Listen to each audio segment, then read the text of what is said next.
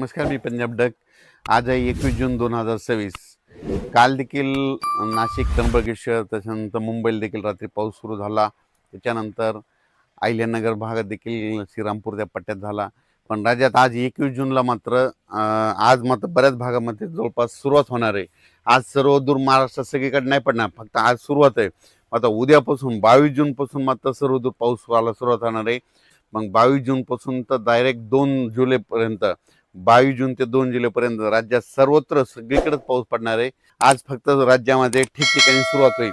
हा आजचा पाऊस म्हणजे सगळीकडे पडणार नाही, आज फक्त नुसती सुरुवात आहे.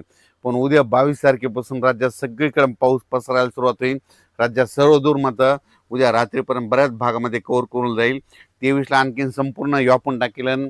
राज्यात पेरणीयोग्य पाऊस मध्ये ह्या सुरुवात होणार आहे उद्यापासून. म्हणजे सांगायचं झालं तर आज फक्त नुसती सुरुवात आहे. आज सुरुवात झाल्या सगळीकडे पडत नसतं. फक्त उद्यापासून मात्र 22 पासून मात्र तर 2 जुलैपर्यंत मात्र राज्यात सगळीकडे पाऊस पडणार आहे.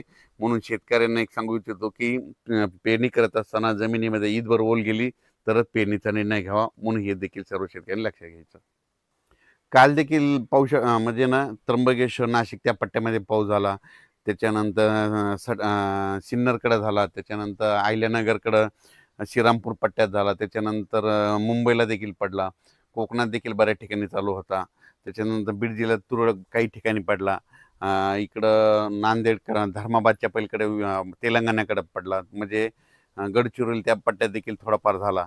म्हणजे काल थोडी वाढला. आजपासून जरा जास्त प्रमाण वाढणार आहे. म्हणजे आजपासून म्हणजे सुरुवात जास्त आहे, पण उद्यापासून मात्र राज्यात सर्वत्र पाऊस येणार आहे. म्हणून हा अंदाज लक्षात यायचा आणि आपण आपल्या पेरणीचं नियोजन करायचं.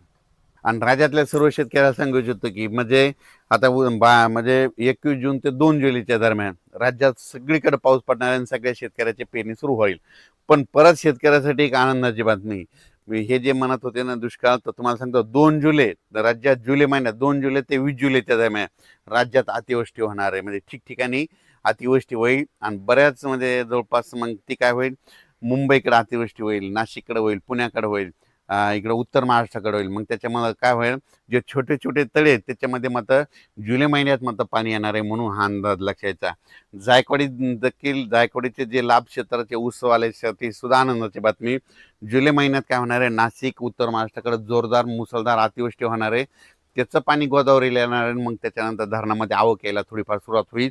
म्हणून हे ऊस शेतकऱ्यासाठी आनंदाची बातमी. म्हणजे जुलै महिना शेतकऱ्यासाठी सगळ्यात फायद्याचा ठरणार आहे.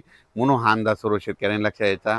आजपासून राज्यात निश्चित पावसाला सुरुवात होणार आहे, पण 22 पासून राज्यात सगळीकडे पावसाला, संपूर्ण महाराष्ट्रामध्ये पाऊस दाखल होईल. 23ला सगळ्या जवळपास बऱ्याच भागात दाखल झालेला असेल. 24ला सगळीकडे पडलेला असेल.